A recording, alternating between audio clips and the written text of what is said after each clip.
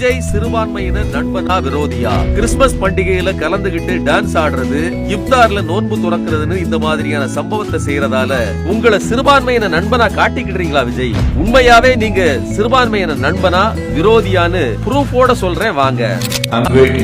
அரசியலுக்கு வந்தப்ப மட்டும் இல்ல, நீங்க சினிமால இருந்த காலத்திலையும் நிறைய சம்பவங்கள் பண்ணிருக்கீங்க. 2012 துப்பாக்கி படம் ரிலீஸ் எதிர்ப்பு வந்துச்சு. காரணம், அந்த படத்துல முஸ்லிம்களை தீவிரவாதிகளா காட்டிருப்பீங்க. சரி, ஒரு வழியா படம் ரிலீஸ் ஆச்சு, ஹிட்டும் ஆனதால யாரும் கண்டுக்கல. அது தெரியாம நடந்த தப்புன்னு கூட விட்டுறலாம். ஆனா நீங்க அதோட நிக்கல. துப்பாக்கி பட பிரச்சனையை பத்தி கொஞ்சம் கூட யோசிக்காம திரும்பவும் 2022ல பீஸ்னு ஒரு படம் எடுத்து அதுலயும் முஸ்லீம தீவிரவாதிகளா காட்டிருப்பீங்க. இத டைரக்டர் டிசிஷன் அப்படின்னு சொல்ல போறீங்களா விஜய்? அப்போ டைரக்டரை கதையை மாத்த சொல்ல வேண்டியதுதானே, அல்லது நடிக்க மாட்டேன்னு சொல்லிருக்கலாம்ல. உங்களுக்கு என்ன லாஸ் ஆக போகுது? நீங்க தான் கேரியரின் உச்சமாச்சு. என்னோட கேரியரின் உச்சத்தை உதறிட்டு. அது மட்டும் இல்ல, உங்களோட கடைசி படமான ஜனநாயகன்ல கூட முஸ்லிம்களை தீவிரவாதியா தான் காட்டிருக்கீங்க. அதுல குல்லா போட்டவன் எல்லாம் கடவுளுக்காக குண்டு வைக்கிறாங்கன்னு வசனம் வச்சிருக்கீங்க. உங்க கடைசி படத்திலையும் இந்த சீன் வைக்கிற அளவுக்கு அப்படி என்ன வன்மம் உங்களுக்கு?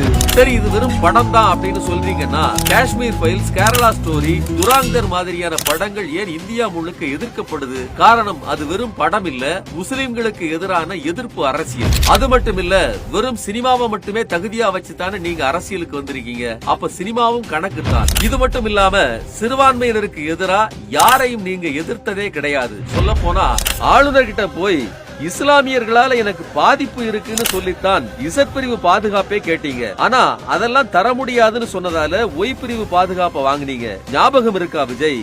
இந்த பாதுகாப்பை கொடுத்தது பிஜேபி கவர்மெண்ட். அதே மாதிரி திருப்பரங்குன்றம் பிரச்சனையில கலவரத்தை ஏற்படுத்த பாஜக பிளான் பண்ணிருந்தாங்க. அதுல முஸ்லிம்ஸ தீவிரவாதி மாதிரி சங்கிங்க போர்ட்ரேட் பண்ணிட்டு இருந்தாங்க. ஆனா அப்ப கூட நீங்க வாய் துறக்கவே இல்ல, ஒரு அறிக்கை கூட விடல. காரணம், முஸ்லிம்னா உங்களுக்கு அவ்வளோ இளக்காரம். எல்லாத்துக்கும் மேல திருப்பரங்குன்றத்துல என்ன பிரச்சனை போயிட்டு இருக்குன்னு உங்களுக்கு நல்லாவே தெரியும். ஆனா திருப்பரங்குன்றம் தொகுதியில RSS சேர்ந்த சிடி நிர்மல்குமார வேட்பாளரா அறிவிச்சிருக்கீங்க. சிறுபான்மையினரை பத்தி துளியளவு யோசிச்சிருந்தா கூட இந்த கேவலமான வேலையை நீங்க பாத்திருக்க மாட்டீங்க. இப்ப கூட நீங்க விருப்பப்பட்டு நோன்பு திறந்த மாதிரி எல்லாம் தெரியல. ஏன்னா உங்க முகத்தை பார்த்தோமே அவ்வளவு கடுப்பா இருந்தீங்க, புராண தலைகீழா வச்சிருந்தீங்க.